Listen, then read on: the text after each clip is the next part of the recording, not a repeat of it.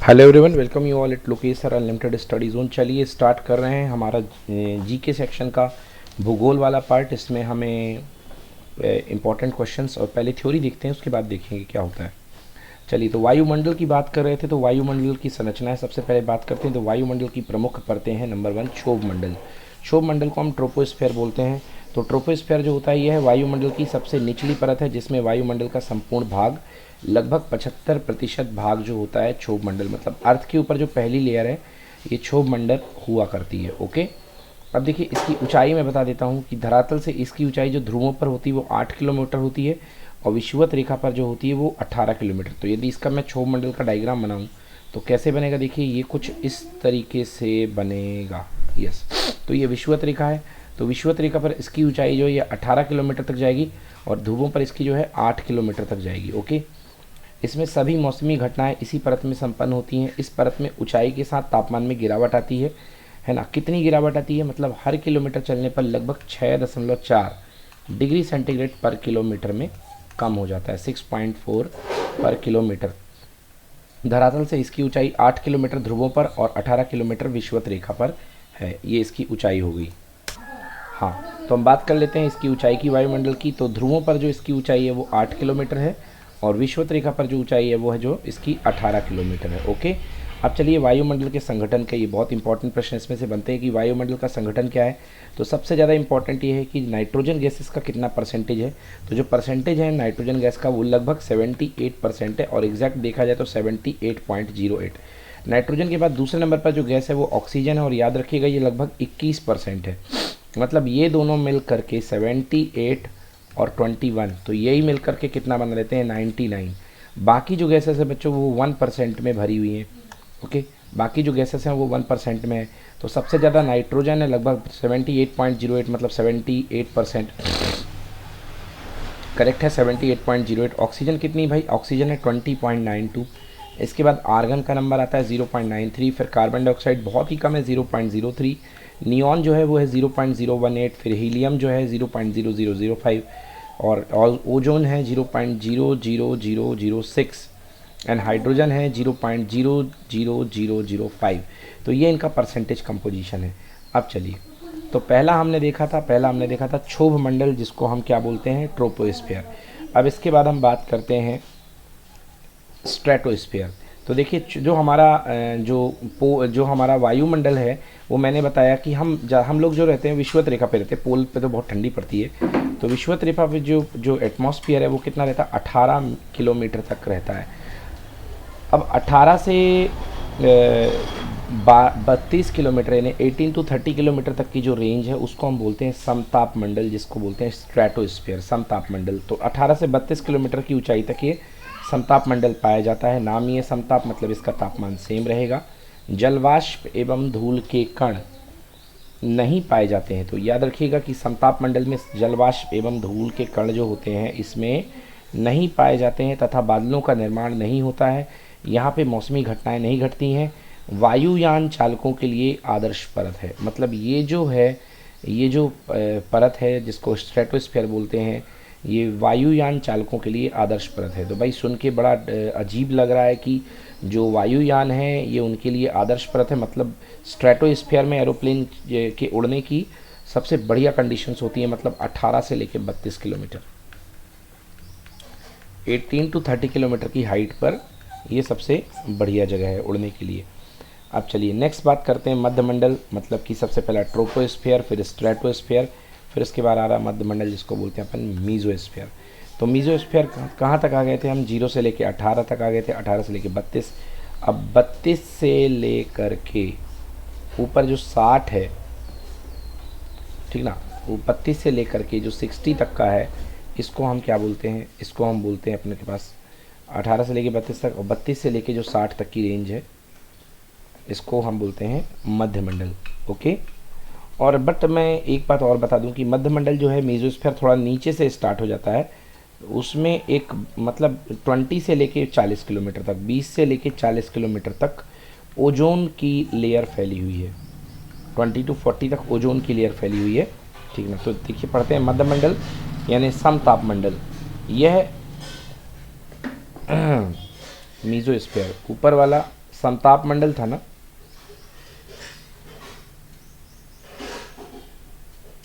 चलिए ठीक है।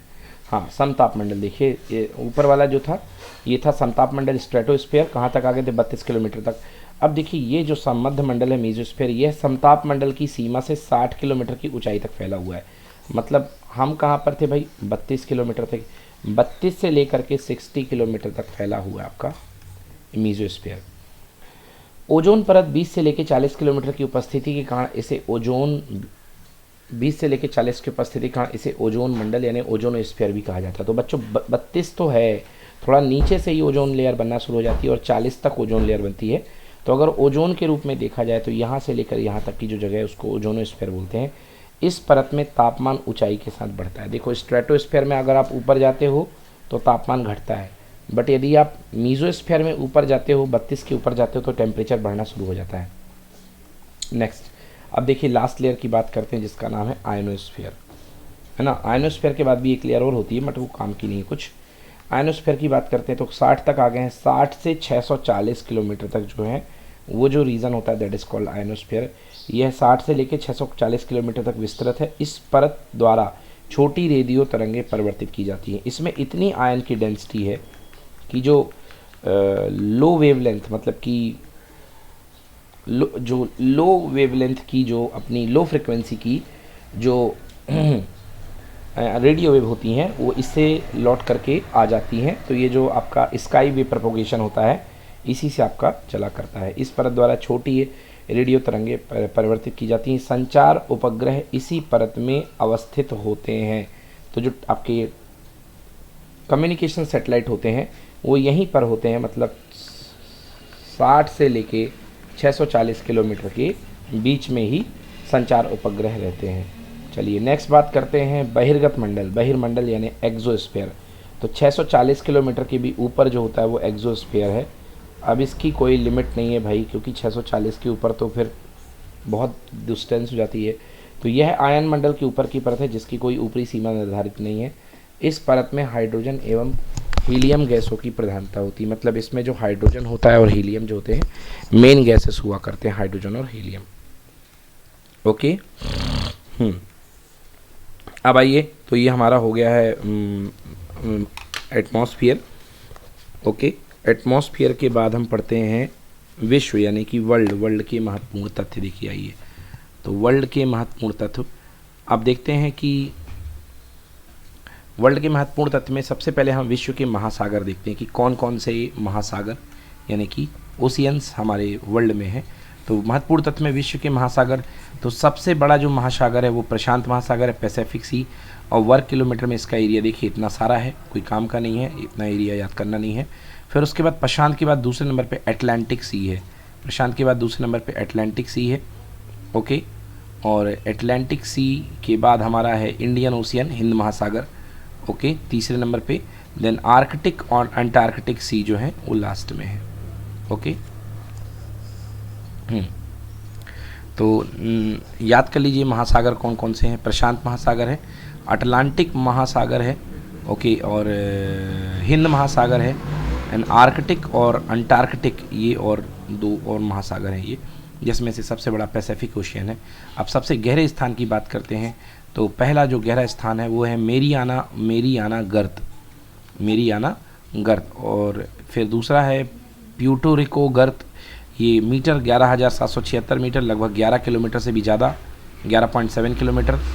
प्यूर्टो रिको गर्त जो है वो है 9200, और जावा जो गर्त है वो है 7,450, इतने में फैला हुआ है। अब बात करते हैं विश्व की प्रमुख नहरें। तो जो नहर है नंबर 1 है सू नहर। सू नहर कहाँ पे है? संयुक्त राज्य अमेरिका में है। किसको जोड़ती है? सुपीरियर झील को हारूल झील से जोड़ती है। सुपीरियर झील को हारूल झील से जोड़ती है कौन? शू नहर।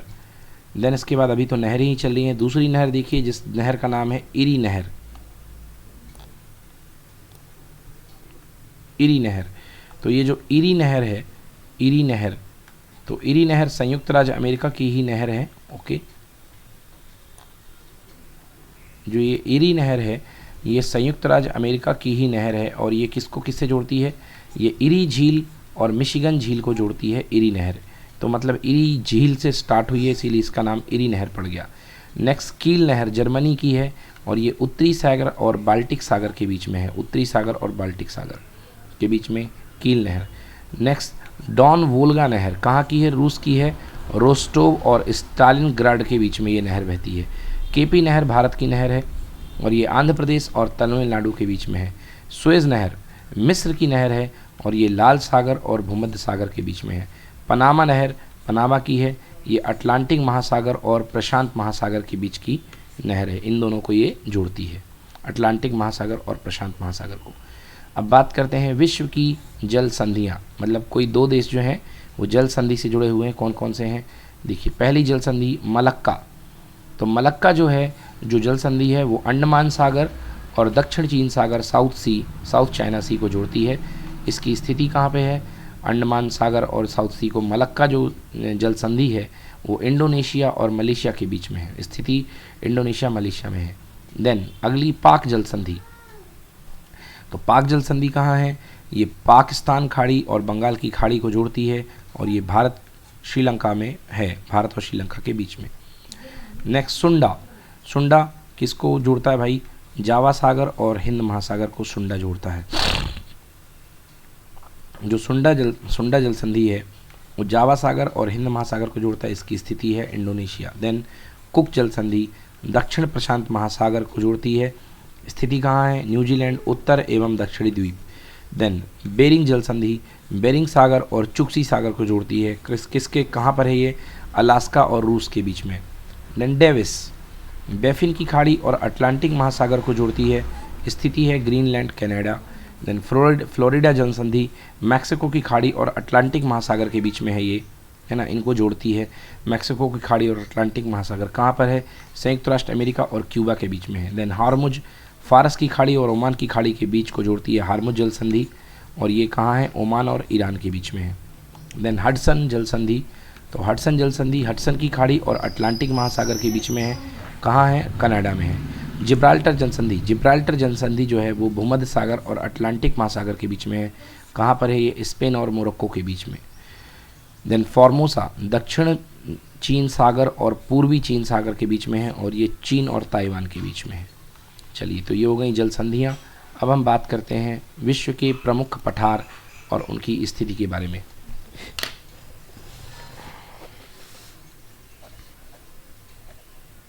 चलिए, विश्व के प्रमुख पठार और उनकी स्थिति देख लेते हैं कि विश्व के प्रमुख पठार उनकी स्थिति क्या है, पठार और ये उनकी स्थिति। नंबर 1 एशिया माइनर का पठार। एशिया माइनर का पठार कहाँ पर है, तुर्की पे है। एशिया माइनर जो है वो एरिया तुर्की का है। अनातोलिया का पठार तुर्की में है। मेसेटा का पठार स्पेन में है। चियापास पठार दक्षिण मैक्सिको। अलास्का यूक्रान पठार अमेरिका। कोलंबिया पठार अमेरिका। ग्रेट बेसिन पठार अमेरिका। कोलोराडो पठार अमेरिका। ग्रीनलैंड पठार ग्रीनलैंड। पामीर का पठार तिब्बत। पामीर का पठार तिब्बत। मैक्सिको का पठार मैक्सिको। मंगोलिया का पठार मंगोलिया। बोलीविया का पठार बोलीविया। दक्कन का पठार भारत। ईरान का पठार ईरान। अबिसीनिया का पठार इथोपिया या सोमालिया में है। मेडागास्कर का पठार मेडागास्कर अफ्रीका में है। ऑस्ट्रेलिया का पठार पश्चिमी ऑस्ट्रेलिया में अफ्रीका का पठार है। जनाब बात करते हैं कि भूप्रपटी जो है हमारी, जो सबसे पहली सरफेस जो है भूप्रपटी, उसका जो है रासायनिक संगठन उसमें क्या क्या है। तो भूप्रपटी में ऑक्सीजन है भाई 46.71%, जो कि ऑक्सीजन फॉर्म में पाई जाती है भूप्रपटी में सबसे ज़्यादा। ओके, सरफेस ऑफ अर्थ में सबसे ज़्यादा ऑक्सीजन है, कितने परसेंट, 46.71। अब ये तो नॉन मेटल हो गई ऑक्सीजन। देन सिलिकॉन है मिनरल के फॉर्म में। सिलिकॉन कितना पाया जाता है, 27.69%। देन इसके बाद एल्यूमिनियम है प्रेजेंट जो है, that is 8.07%। Iron 5.05, calcium 3.65%, sodium 2.75% लेके है, पोटेशियम 2.58 और मैग्नीशियम 2.08, ये परसेंटेज है।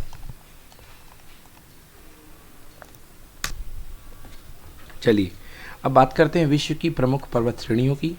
ओके, स्थिति एवं सर्वोच्च चोटी। तो विश्व की प्रमुख पर्वत श्रेणियाँ, स्थिति उनकी और उनकी सर्वोच्च चोटियाँ कौन कौन सी है उसके बारे में बात करते हैं। तो देखिए पर्वत श्रेणी, सबसे पहले हिमालय कहाँ पर है, स्थिति एशिया में है। सर्वोच्च चोटी हिमालय पर्वत श्रेणी की है माउंट एवरेस्ट, अवस्थिति नेपाल में है और इसकी ऊंचाई 8,850 मीटर। दूसरा पर्वत है एंडीज, सबसे ऊंची पर्वत श्रेणी जो है एंडीज़ है और इसकी जो स्थिति है वो दक्षिण अमेरिका है और इसकी सबसे बड़ी जो चोटी है वो है आकांकागुआ, अर्जेंटीना इसकी स्थिति है। अर्जेंटीना जो है एंडीज़ पर्वत, दक्षिण अफ्रीका बोल गया था, माफ़ कीजिएगा, दक्षिण अमेरिका जो है साउथ अमेरिका में एंडीज़ पर्वत है, एंडीज़ पर्वत श्रृंखलाएँ और उसकी जो अवस्थिति अर्जेंटीना और ऊंचाई जो है 6,960 मीटर। देन इसके बाद काराकोरम पर्वत श्रेणियाँ, काराकोरम माउंटेन रेंज। तो जो काराकोरम माउंटेन रेंज है वो एशिया में है, गार्डविन ऑस्टिन इसकी सबसे बड़ी सीरीज़ है।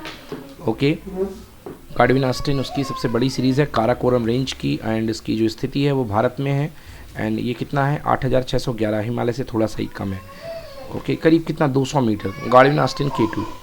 देन ग्रेट डिवाइडिंग रेंज, तो इसकी स्थिति जो है वो ऑस्ट्रेलिया है। ग्रेट डिवाइडिंग रेंज की जो स्थिति है दैट इज़ ऑस्ट्रेलिया। सर्वोच्च चोटी माउंट कोशियुस्की, ग्रेट डिवाइडिंग रेंज और स्थिति ऑस्ट्रेलिया और यहाँ पे 2,230 मीटर। देन आल्प्स रेंज की बात करते हैं तो आल्प्स रेंज यूरोप में है एंड इसकी जो सबसे ऊंची पीक है उसका नाम है माउंट ब्लॉक, याद रखिए इसको।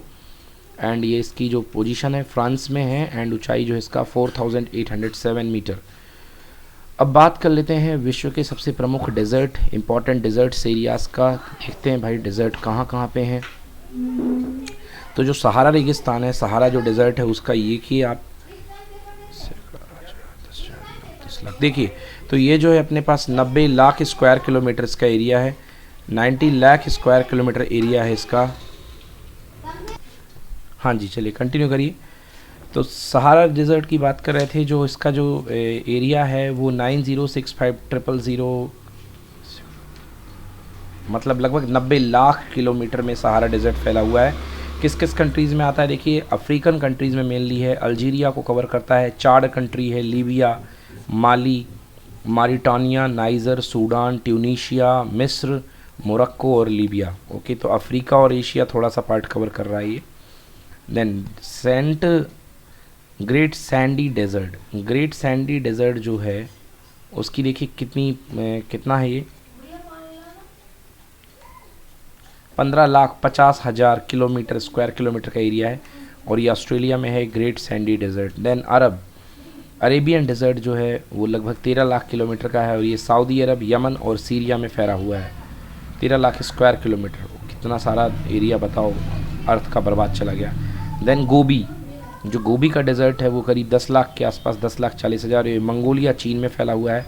देन कालाहारी डेजर्ट जो है वो करीब 5,20,000 किलोमीटर, ओके 5,20,000 किलोमीटर और ये बोत्सवाना में फैला हुआ है। देन तकला मकान ये 3,20,000 चीन में फैला हुआ है। देन नामीब डेजर्ट जो है वो है 3,10,000 किलोमीटर स्क्वायर किलोमीटर का, नामीबिया में है।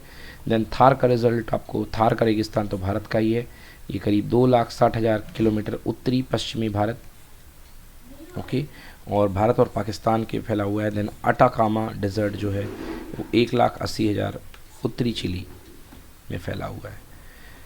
देन इसके बाद है महत्वपूर्ण स्थानीय पवनें, मतलब टाइप्स ऑफ हवा, कितनी टाइप्स की अपनी जो होती हैं ब्लो हवा, एयर्स कितने टाइप के होते हैं। तो स्थानीय पवन लू जो होती है उसकी प्रकृति गर्म और शुष्क मतलब सूखी होती है। कहाँ चलती है, स्थान का नाम उत्तरी भारत और पाकिस्तान में ये चला करती है सूखी हवा। देन चिनकू जो हवा होती है वो भी गर्म और शुष्क होती है, किस एरिया में चलती है, रॉकी पर्वत। देन मिस्ट्रल यानी ठंडी हवा, कहाँ चलती है, स्पेन और फ्रांस में आप अगर कभी जाते हैं तो वहाँ बिल्कुल ठंडी हवा के ब्लो चलते हैं, उसको बोलते हैं मिस्ट्रल। देन हर्मटन गर्म और शुष्क हवाएं हैं, ये चलती हैं पश्चिम अफ्रीका में, ओके। देन सिरिको यानी गर्म और शुष्क हवा, ये सहारा मरुस्थल में चलती हैं। देन ब्लिजर्ड जो है ये ठंडी हवाएं हैं, ये टुंड्रा रीजन यानी टुंड्रा प्रदेश में चलती हैं। देन खामसिन यानी कि गर्म और शुष्क हवा, ये मिस्र में चलती हैं। देन नॉर्वेस्टर ये गर्म हवाएं न्यूजीलैंड में चलती हैं। देन पैम्प्रो ठंडी हवाएं, ये पैम्पस के जो मैदान है वहाँ पे चलती हैं। देन नेक्स्ट है भाई विश्व की प्रमुख नदियाँ। अब आ जाओ भाई, नदी के बारे में पढ़ लो जल्दी से। ओके, तो नदियों के बारे में पढ़ लेते हैं भाई। नदी देखिए, नाम क्या है, नील नदी। कहाँ उद्गम है, विक्टोरिया झील से निकलती है, गिरती है भूमध्य सागर में, और सबसे बड़ी नदी है, वर्ल्ड की लंबाई है 6670 किलोमीटर, नील, द नाइल। ओके, और ये मिस्र की नदी है। देन सेकंड सबसे बड़ी तो हो गई नील। देन अमेजन कहाँ निकलती है, एंडीज़ पर्वत पेरू में। ओके, एंडीज़ पर्वत पेरू से निकलती है और गिरती कहाँ है, अटलांटिक सागर में गिरती है। दूसरे नंबर की नदी है अटलांटिक महासागर में, और ये जो है 6447 किलोमीटर, मतलब दूसरे नंबर पे है सबसे बड़ी नाइल। देन इसके बाद अमेजन। देन मिसिसिपी, या इसी को मिसिसिपी या मिसौरी बोलते हैं, मिसिसिपी मिसौरी। इतास्का झील संयुक्त राष्ट्र अमेरिका से निकलती है और गिरती है मैक्सिको की खाड़ी में, और इसकी जो लंबाई है वो है 6020। देन यांगटी सिक्यांग नदी तिब्बत के पठार से निकलती है और चीन सागर में जाके गिरती है, और नदी है 5494 किलोमीटर। देन इसके बाद हुआंगहो, कुनलुन पर्वत से निकल करके चीन की खाड़ी में ये नदी गिरती है। ओके, उसकी लंबाई है 4344 किलोमीटर। देन इसके बाद और भी नदियाँ हैं भाई, और कांगो नदी है, लुआलिया और लापुला नदी का संगम से निकलती है नदी, लुआलिया और लापुआ नदी के संगम से अटलांटिक महासागर में जाकर के गिरती है, और 3700 किलोमीटर की हाइट है। देन नाइजर गिनी नदी से निकलती है, गिनी की खाड़ी में ही जाके गिर जाती है, और लंबाई है 4180। तो उद्गम स्थल भी गिनी है और गिनी की खाड़ी में जाके गिरती है। वोल्गा ब्लडाई पठार से निकल के कैस्पियन सागर में गिरती है, एंड लंबाई है 3690। नेक्स्ट डैन्यूब नदी ब्लैक फॉरेस्ट से निकलती है, काला सागर में जाके गिरती है, और लंबाई है 2840। देन डार्लिंग नदी ऑस्ट्रेलियन आल्प्स से निकलती है, मरे नदी में जाके समाहित होती है, लंबाई है 2740। देन मरे नदी ऑस्ट्रेलियन आल्प्स से निकल के हिंद महासागर में जाती है, मरे नदी ऑस्ट्रेलियन आल्प्स से जाके हिंद महासागर में, और लंबाई है 2589 किलोमीटर। देन इसके बाद ये हो गई हमारी वर्ल्ड की नदियाँ। देन नदियों पर बसे प्रमुख शहर, नदियों के किनारों पर बसे प्रमुख शहर, तो लंदन नदी जो है टेम्स नदी के किनारे बसा है, बर्लिन जर्मनी का शहर स्प्री नदी के किनारे, बेलग्रेड सर्बिया का शहर डैन्यूब नदी के किनारे, वियना ऑस्ट्रिया का शहर डैन्यूब नदी, लिस्बन जो कि पुर्तगाल का शहर है टैगोश नदी के किनारे है, डबलिन आयरलैंड की कैपिटल लीफे के किनारे है, जर्मनी का शहर बॉन राइन के किनारे, चेक गणराज्य का शहर प्रेग वो विटावा नदी के किनारे, एंड इटली की कैपिटल रोम जो कि टाइबर के किनारे, फ्रांस की कैपिटल पेरिस सीन नदी के किनारे, हंगरी का शहर बुडापेस्ट डैन्यूब नदी, स्पेन की कैपिटल मैड्रिड मैंजिनियर नदी के किनारे, संयुक्त राष्ट्र अमेरिका की कैपिटल वाशिंगटन डीसी पोटोमैक के किनारे, म्यांमार की कैपिटल रंगून वर्मा इरावदी नदी के किनारे, ऑस्ट्रेलिया का शहर पर्थ स्वान नदी, टोक्यो की कैपिटल जापान अराकाव नदी, ऑस्ट्रेलिया का शहर सिडनी डार्लिंग नदी, संयुक्त राष्ट्र अमेरिका का शहर न्यूयॉर्क हडसन नदी, पाकिस्तान का शहर कराची सिंधु नदी, पाकिस्तान का शहर लाहौर रावी नदी पंजाब से निकलती है। देन यांगटी सिक्यांग शंघाई का शहर, चीन का शहर शंघाई कैपिटल भी है, यांगटी सिक्यांग नदी, अर्जेंटीना का शहर ब्यूनस आयर्स ला प्लाटा नदी, मिस्र की राजधानी काहिरा नील नदी, एंड इराक की राजधानी बगदाद टिग्रिस नदी। नेक्स्ट प्रमुख स्थानों के भौगोलिक उपनाम। चलिए, प्रमुख स्थानों के भौगोलिक उपनाम तो देखिए, अब सफ़ेद हाथियों का देश क्या है भाई, लाओस। सफ़ेद हाथियों का जो देश है वो है लाओस। नील नदी की देन मिस्र, चीनी का कटोरा क्यूबा, कंगारुओं का देश ऑस्ट्रेलिया, पूरब का मोती सिंगापुर, हजार झीलों का देश फिनलैंड, बहुत झील है, मध्यरात्रि सूर्य का देश नॉर्वे, भूमध्य सागर की कुंजी जिब्राल्टर, संसार का रोटी भंडार उत्तरी अमेरिका का प्रियरीज मैदान, संसार का रोटी भंडार यानी उत्तरी अमेरिका का प्रियरीज मैदान, यूरोप का मरीज तुर्की, सूर्योदय का देश जापान, पवित्र भूमि यरूशलेम।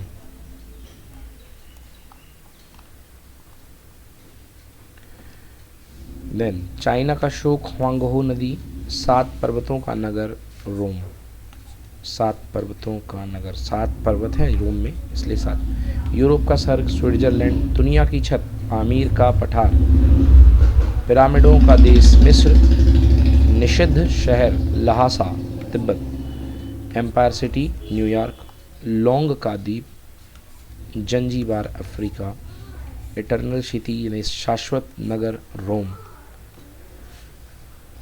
एड्रियाटिक की रानी वेनिस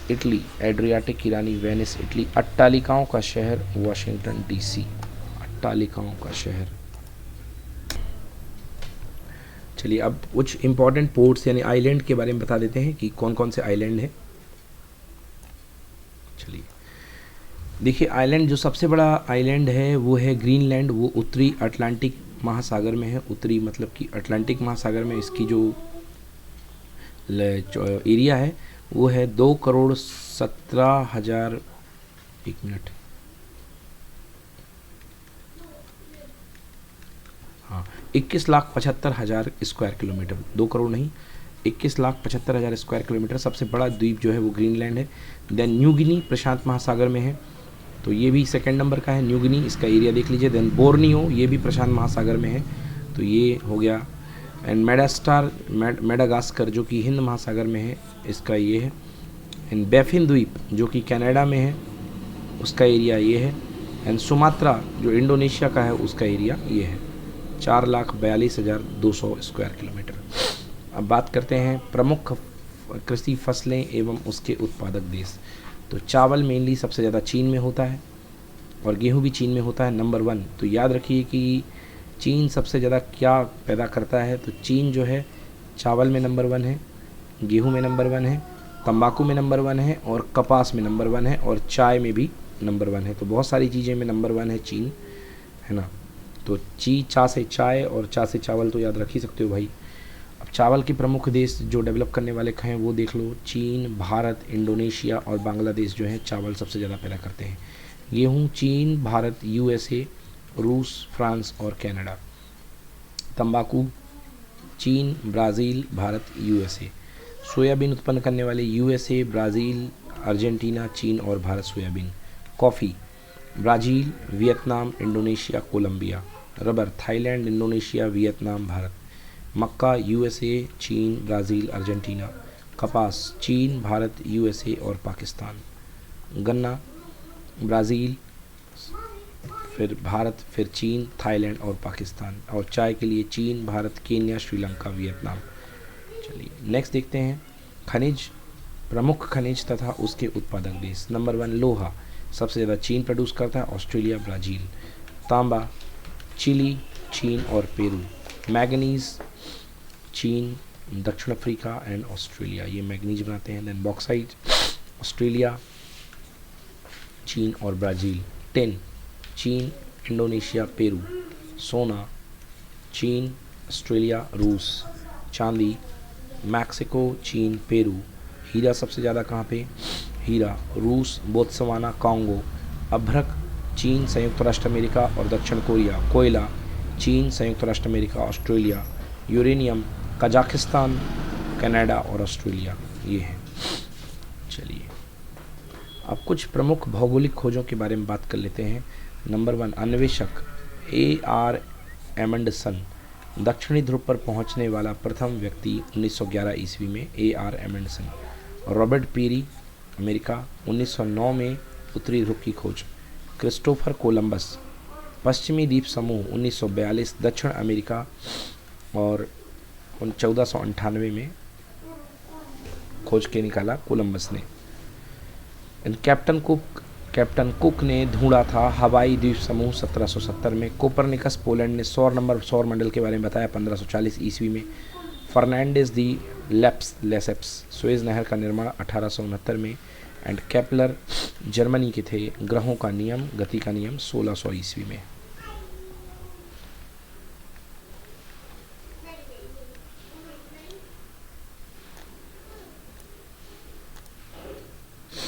देन नेक्स्ट है मैगलन।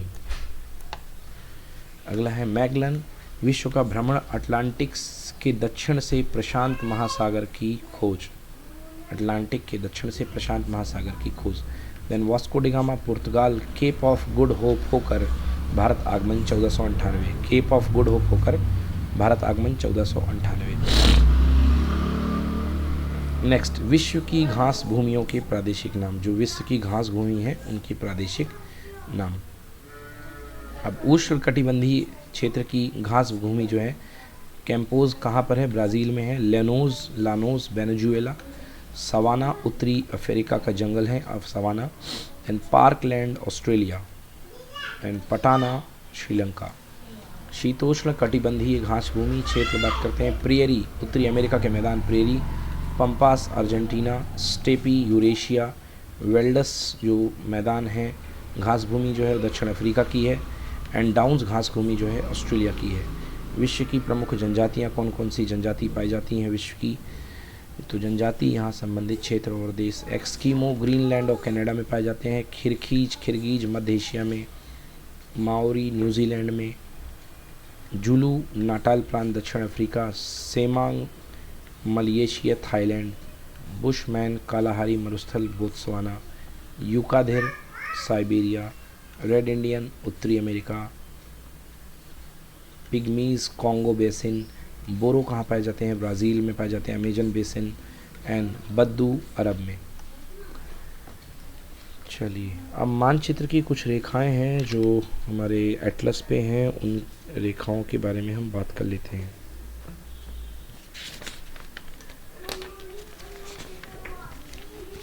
मानचित्र की रेखा, समोच्च रेखा आइसोहाइप, समुद्र तल से समान ऊंचाई वाले बिंदु को मिलाने वाली रेखा को आइसोहाइप बोलते हैं। समोच्च रेखा। आइसोबात, समुद्र के भीतर समान गहराई वाले स्थानों को मिलाने वाली रेखा आइसोबात। समदाब रेखा आइसोदाब, जहाँ पर वायु समदाब समान वायुदाब वाले स्थानों को जोड़ने वाली रेखा है। आइसोहेलाइन, हेलाइन मतलब हेलाइन का मतलब जो समान जहाँ पर साल्टी है या लवड़ीय था उसके बिंदुओं को मिलाने वाली लाइन। आइसोहेल, समान सूर्यताप की अवधि को मिलाने वाली रेखाएं जहाँ पे टेम्परेचर सेम है। समवर्षा क्षेत्र आइसोहेट्स, ISOHYETS, समवर्षा समान वर्षा वाले स्थानों को मिलाने वाली रेखा। आइसोनेफ, समान हिम स्थानों को जोड़ने वाली रेखा। सममेघ रेखा आइसोनेफ सम हिम स्थान के लिए आइसोनेफ है। एंड आइसोनेफ, एक समान औसत मेघाच्छन्नता और क्रस्ट वाले स्थानों को जोड़ने वाली रेखा। मेघाच्छन्नता और क्रस्ट आइसोनेफ है। सम भूकंपी रेखा आइसोसिस्मिक लेवल, समान भूकंपी तीव्रता को मिलाने वाली रेखा। सम आइसोथर्म, समान ताप व ऊंचाई वाले स्थानों को मिलाने वाली रेखा, उसको बोलते हैं अपन आइसोथर्म।